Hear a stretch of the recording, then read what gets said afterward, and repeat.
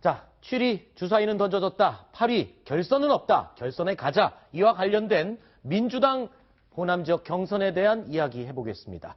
송영길 의원님 전화 연결돼 있습니다. 안녕하십니까? 네, 안녕하십니까? 네. 거기 지금 현장 분위기가 굉장히 뜨겁다라고 취재 기자가 알려오고 있는데 지금 어떻게 경선을 치르고 있습니다. 현장 분위기를 좀 전해주시죠. 이번에 지금 이제 현장 대의원 투표를 마쳤고요. 곧 네. 대표가 될 것 같습니다. 네. 투표율이 한 70%를 넘는 것 같습니다. 아하, 그렇군요. 네. 자, 문재인 전 대표의 오늘 목표. 자, 호남부터 50%를 확 넘어가겠다. 이게 지금 목표죠. 과반수가 아니라 아예 확실한 득표를 원하는 것 같은데 몇 퍼센트 표를 예상하십니까?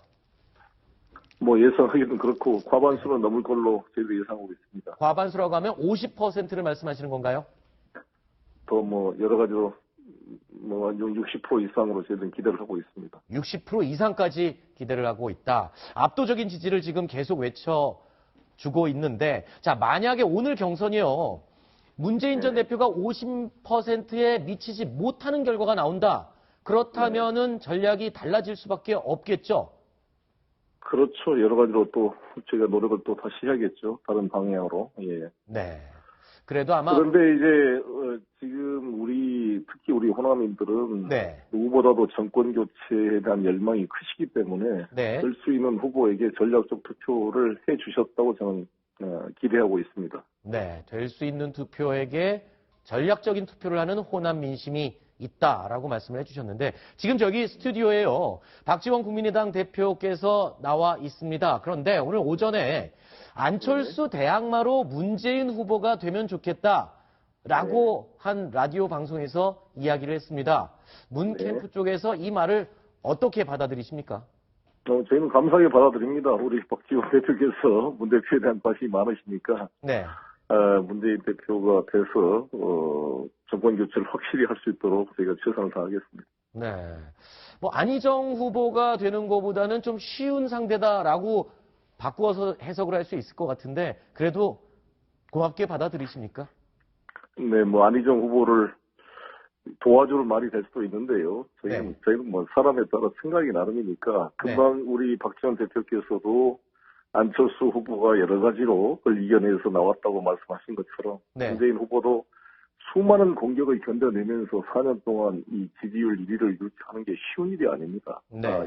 이러한 검증된 후보이기 때문에 본선에서 보수 세력의 수많은 공격을 이겨내고 국내 열망인 정권 교체를 감당해낼 수 있는 검증된 후보, 수도권 제주도까지 골고루 전국을 통합시킬 수 있는 절호의 기회가 만들어지고 이를 실현할 수 있는 후보다 이렇게 생각을 합니다. 네. 자, 원래 예정대로라면 6시 40분쯤 최종 투표 결과가 나오는 걸로 알려져 있는데 조금 현장에서는 늦춰지고 있는 것 같습니다. 어떻습니까? 몇 시쯤 결과를 우리가 알 수 있을까요? 7시 반쯤 정도 알 수 있지 않을까 이렇게 생각합니다. 그렇군요. 네. 알겠습니다. 자, 원하시는 결과 얻으시기를 바라보겠습니다.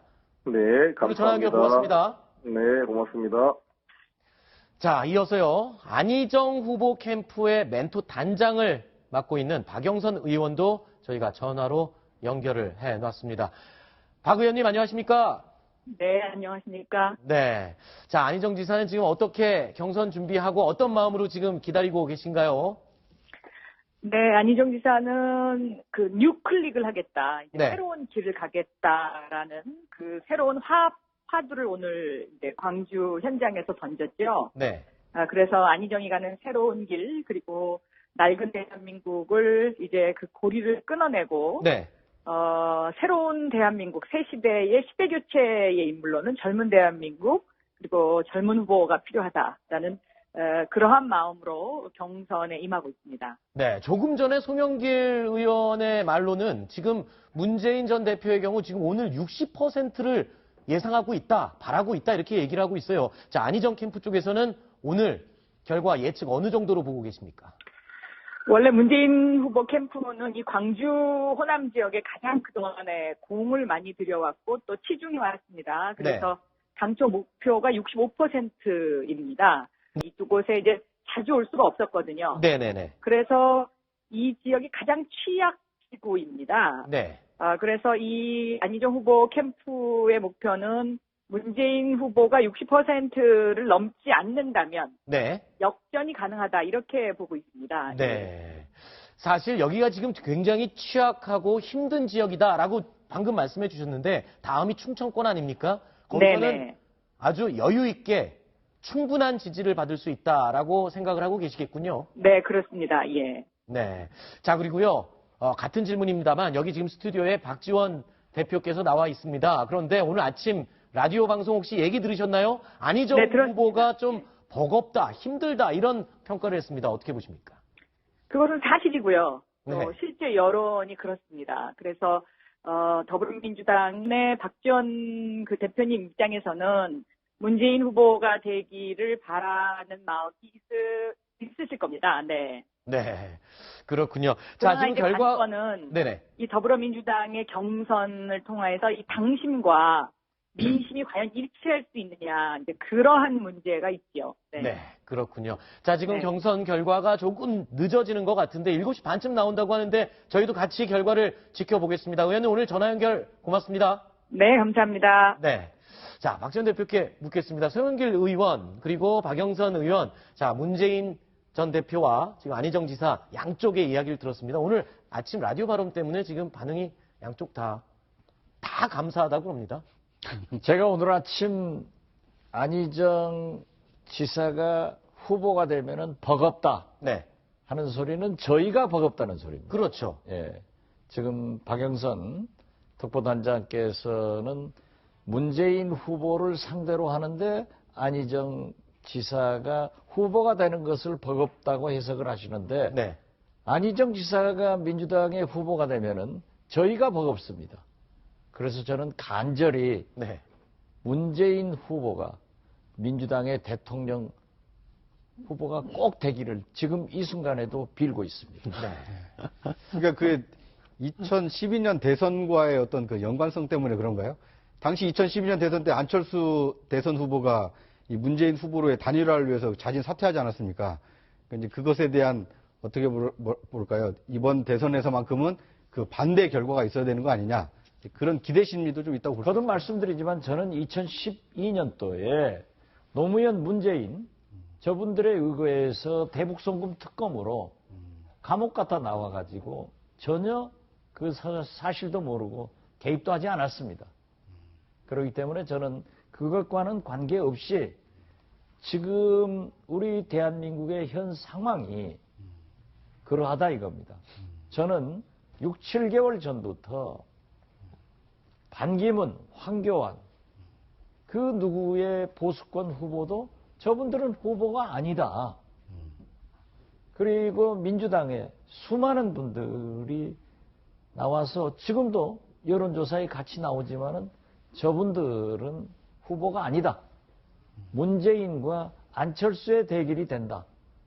거기에서 문재인의 공포증이 나오고 안철수의 미래, 즉 제4차 산업혁명이나 인공지능, 로봇, 이 전문가이기 때문에 안철수가 비교 우위론적으로 보더라도 대통령이 될 것이다. 이렇게 확신을 했는데 한창 안희정 지사가 사실 늦게 나왔잖아요. 그래가지고 안희정 태풍이 부는데 엄청나게 호남에도 불더라고요. 그래서 제가 그때도 그 얘기했습니다. 태풍은 강하지만 길지 않다. 네. 안희정 지사가 정치인으로 잘하는 것도 중요하지만은 실수를 하지 말아야 된다. 라고 했는데 네. 한두 번 실수해가지고 또 추락하더라고요. 그렇죠. 선한 의지 발언이 아주 치명적인. 그런데 지금도 네. 오늘 여론조사도 보면은 물론 지난 주말 우리 국민의당의 도박이 대박된 경선 아니에요? 이게 반영은 안 됐지만은 분명한 것은 문재인 후보는 내려가고 안희정, 안철수 두 안씨는 올라가더라고요. 그런데 과연 안희정 지사가 그 재인산상을 넘어갈까 하는 것은 굉장히 흥미롭지만은 저는 제발 넘지 마라. 좀 문재인 후보가 대통령 후보 되면은 우리가 이길 수 있다. 안희정 지사가 후보 되면은 우리가 버겁다. 하는 것을 솔직히 말씀했습니다. 근데 제가 궁금한 게 아무래도 대표께서는 호남 민심을 누구보다 이제 더 자주 듣고 많이 들으실 텐데 실제로 이제 국민의당에서도 말씀하신 대로 경선이 대박이 난 게 그런 어떤 반문 정서라는 뚜렷한 그런 정서가 분명히 호남에 지금 존재하고 있다고 보십니까? 존재하고 있기 때문에 그렇게 나타나는 겁니다. 그럼 오늘 그 반문 정서가 과연 이제 1시간 정도 있으면 공개될 민주당 경선 결과에는 어느 정도 좀 영향을 미칠 수 있다고 보시나요? 저는 오늘 아마 무난하게 문재인 후보가 지지받을 겁니다. 저는 한 60 내지 65% 나오지 않을까. 아하. 만약 여기에서 그걸 확보하지 못한다고 하면은 이변이 생깁니다. 네. 자, 지금 박 대표께서 60에서 65%까지 문 전 대표의 지지율이 나올 것이다, 투표율이 나올 것이다 라고 얘기를 했는데요. 자, 더불어민주당의 경선 전체 판세를 좌우할 호남 지역 경선 지금 한창 마지막 마무리가 진행이 되고 있습니다. 현장에 지금 조금 지연되는 분위기인 것 같은데요. 저희 취재기자 연결해서 분위기와 함께 언제쯤 경선 결과가 나오는지 아마 알아보겠습니다. 자, 김철웅 기자가 연결돼 있습니다. 김철웅 기자, 지금 어떻습니까? 분위기. 네, 더불어민주당의 첫 순회 경선인 호남 권역의 개표 결과가 잠시 뒤 오후 6시 50분쯤 발표됩니다. 문재인 전 대표가 대세론을 입증할 수 있을지, 안희정 지사나 이재명 시장이 반전을 일으키며 문 전 대표의 과반 득표를 저지할 수 있을지가 관전 포인트입니다.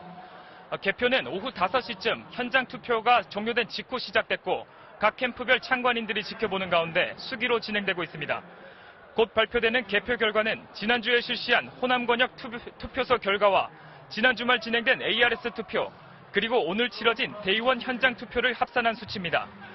오늘 현장 투표소에는 옷과 응원 도구를 맞춘 후보별 팬클럽들이 장외 응원전을 펼치기도 했습니다. 이들은 지지하는 후보들의 연설 때는 함성과 이름을 외치며 뜨거운 장내 열기를 연출했습니다. 호남 경선은 전국 4개 권역 중 첫 번째 순서이자 민주당의 텃밭인 호남 민심의 평가를 받는다는 점에서 사실상 본선으로 불리며 최대 승부처로 평가됩니다.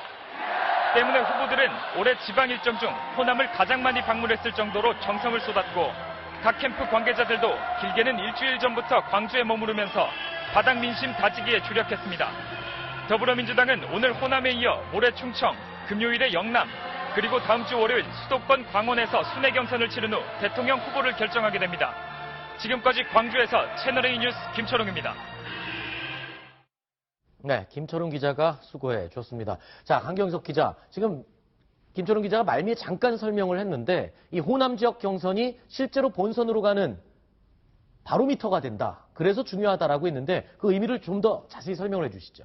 네, 말씀하신 대로 호남 경선이 굉장히 중요한 이유가 일단 첫 번째 경선 결과가 공개되는 겁니다. 그리고 전체 선거인단 중에 약 20%가 지금 호남이고, 물론 비중으로 봤을 때는 수도권, 강원이 좀 더 많겠지만 첫 경선 결과가 사실상 흐름을 쭉 주도할 수 있는 동력을 주기 때문에 각 후보들이 전북, 전남, 이 광주 지역에 올인을 했던 겁니다. 네. 그래서 실제로 문재인 진영에서도 60%, 아까 박지원 대표가 얘기하신 60에서 65%를 얻지 못한다면 어떻게 보면 이 대세론이 흔들릴 수도 있는 그런 상황을 맞이할 수도 있습니다. 네. 그러다 보니까 나머지 2, 3, 4등 후보들도 의미 있는 2등을 하자. 사실상 1등보다는 의미 있는 2등을 해서 격차를 좁혀서 대세론에 흠집을 내야 된다라는 게 현실적인 목표로 잡을 만큼 네. 지금 모든 캠프의 전략들이 지금 오늘 결과가 나오는 이 경선에 초점이 맞춰져 있는 겁니다. 네. 그리고 이게 한 가지 좀 부연을 하자면요. 네. 국민의당이 창당이 됐을 때 네. 당시에 그거에 대한 반발로 약간 10만 명의 어떤 온라인 당원이 모집되지 않았습니까? 네네. 그래서 이제 그걸 근거로 해서 이 총선을 치러서 이 원내 일당이 됐었는데, 그러면서 이제 문재인 대세론이 만들어졌거든요. 그런데 그 문재인 대세론에 실질적으로 얼마나 이 강력하게 이 대세를 뒷받침하고 있느냐, 이걸 볼 수 있는 바로미터가 바로 호남인 겁니다. 네. 왜냐하면 국민의당이 나갔음에도 불구하고 호남에서 여전히 문재인을 지지하는 사람이 많다, 압도적으로 높다, 이러면 이제 대세론을 이어갈 수 있지만, 만약에 거기에서 절반에도 못 미친다, 그러면 이 대세론이 과연 대세일까? 이제 이런 회의적인 생각이 들 수 있기 때문에 이 호남 경선에 따라서 문재인 대대론의 운명이 갈려있다 이렇게 볼 수 있을 것 같습니다. 알겠습니다. 대표님은 혹시 뭐 하실 말씀 있으신가요? 지금 김태용 기자 네. 리포트하면서 민주당의 텃밭인 호남. 네. 그건 잘못하신 거예요. 호남은 국민의당의. 예. 그리고 지금 보십시오. 저희 국민의당이 네. 그 위험한 완전 국민 경선. 투표 네. 경선이 성공한 것이 만약 동원하는 한 건이라도 신고가 들어오면은 네. 우리는 바로 중앙선관위에 고발을 해가지고 조사토록 하겠다. 네. 하고 제가 공개적으로 발표하니까 아무것도 없었어요. 네. 아무것도 없었는데 지금 민주당에서는 계속 경선 결과를 발표하지 않기로 했다가 발표해가지고 네. 흔들렸지 않습니까?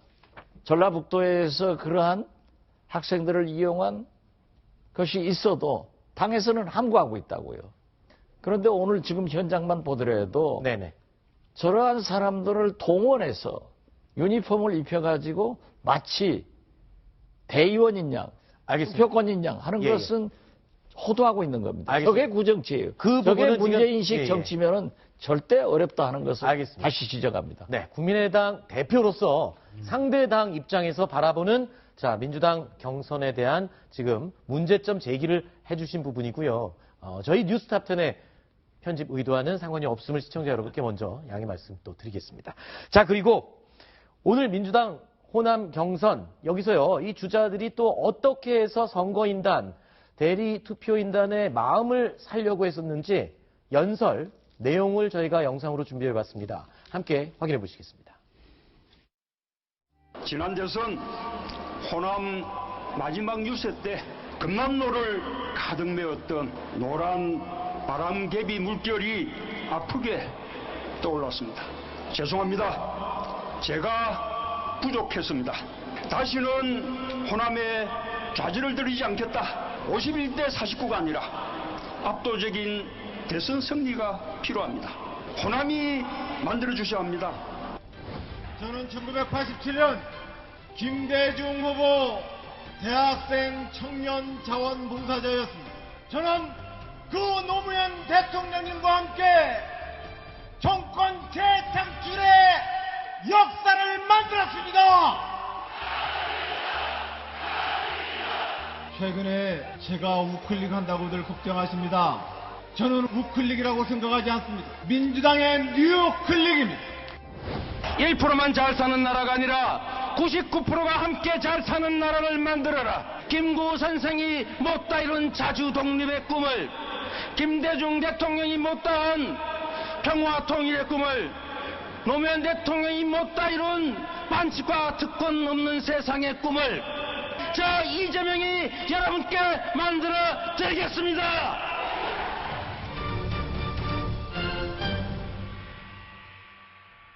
자, 민주당 경선 대표 주자 3명의 이야기를 들어봤는데, 자, 호남 민심에 대해서는 가장 많이 알고 계시다라고 자부하시는 박지원 대표께서 들었을 때, 이 세 사람 가운데 누가 가장 호남 민심을 지금 얻을 수 있을 것 같은 연설이었나요?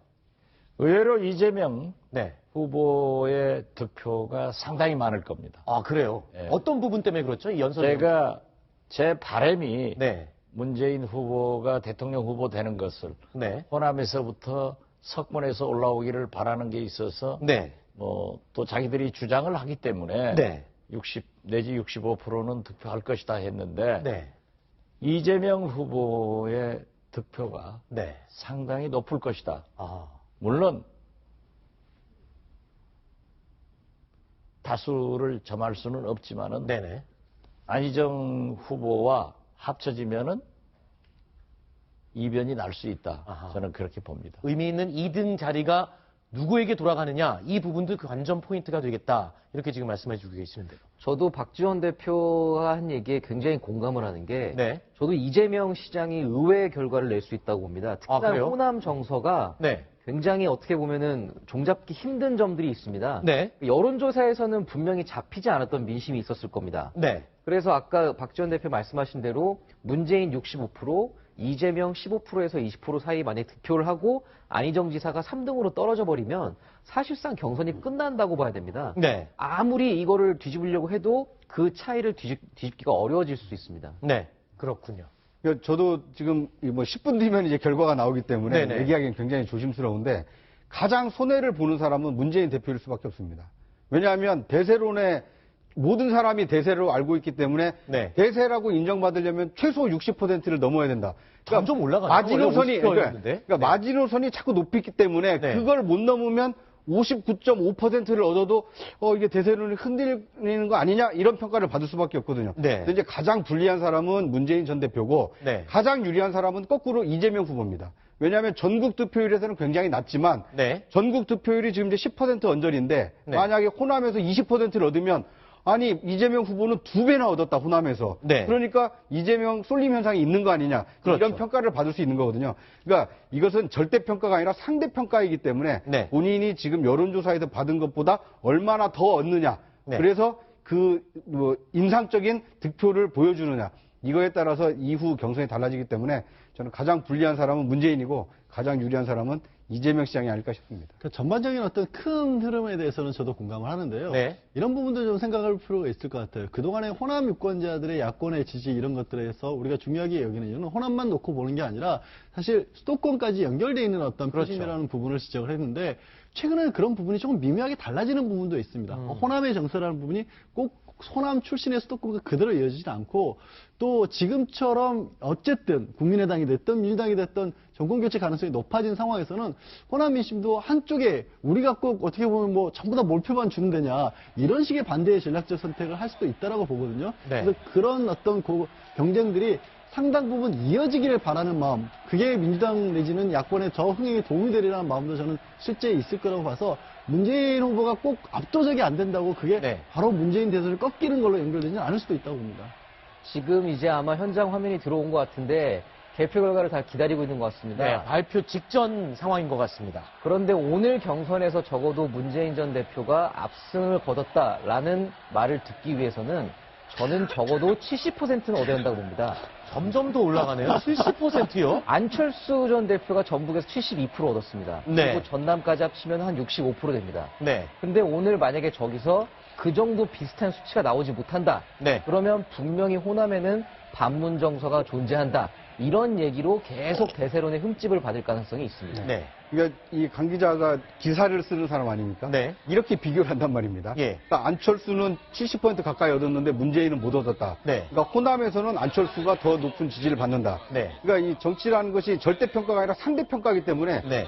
지금 호남에서 누가 적자냐? 지금 네. 국민의당이 호남의 아성이라고 하지만 더민주는 과거 아성이었거든요. 네. 그 아성이 무너졌느냐, 무너지지 않느냐라는 지표가 문재인이 과연 호남에서 얼마만큼 얻었느냐. 네. 그래서 많은 지지를 얻어서 그 여세를 몰아서 전국적인 지지를 몰아서 대통령이 될 거냐. 네. 이거에 대한 관심의 어떤 바로미터가 지금 호남 그 득표기 때문에 네. 지금 강경석 기자처럼 70%를 놓고 네. 안철수 지지율을 놓고 비교가 된다라면 문재인 전 대표는 훨씬 더 불리한 입장에 서 있다 이렇게 볼 수 있을 것 같습니다. 박 대표님, 어제 이 국민의당 경선 결과 때문에 지금 다른 후보들이 더 힘들어졌습니다. 지금 안철수 전 대표가 72% 가까이 지지율을 얻으면서 강 기자 얘기 들으니까 앞으로 기사를 더 혹독하게 지금 비교하면서 쓸 것 같은데 어떻게 보십니까?